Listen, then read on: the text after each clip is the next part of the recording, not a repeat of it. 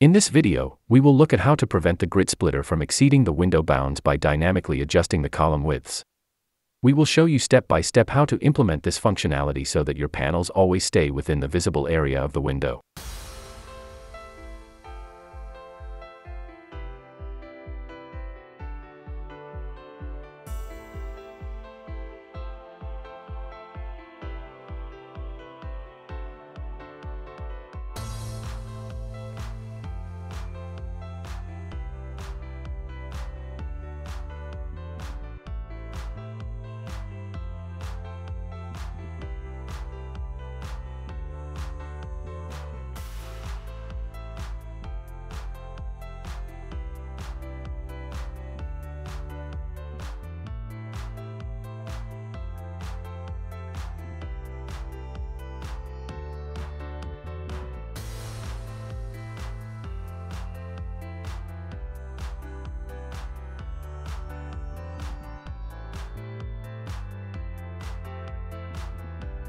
The following code defines a window in the application.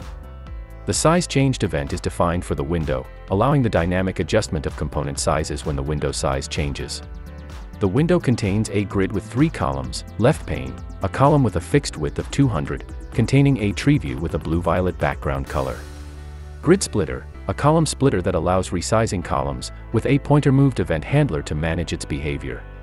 Right pane, a column occupying the remaining space, containing a data grid with a gold background and several columns such as file name, date modified, type, and size.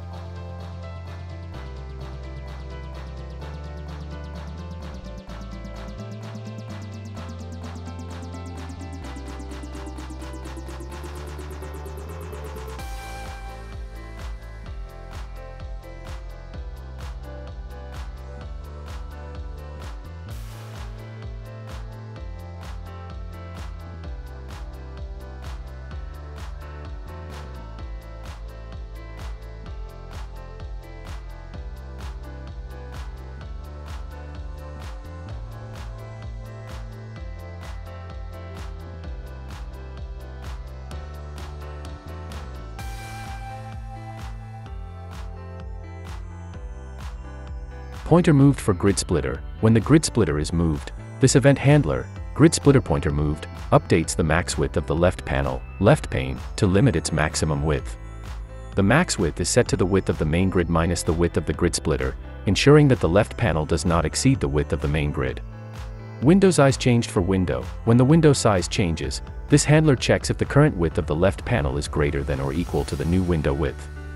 If so, the width of the left panel and its max width are updated to ensure it does not exceed the new window width minus the width of the grid splitter and 50 pixels. This is done to prevent the panel from overlapping with the grid splitter if the window width is too small.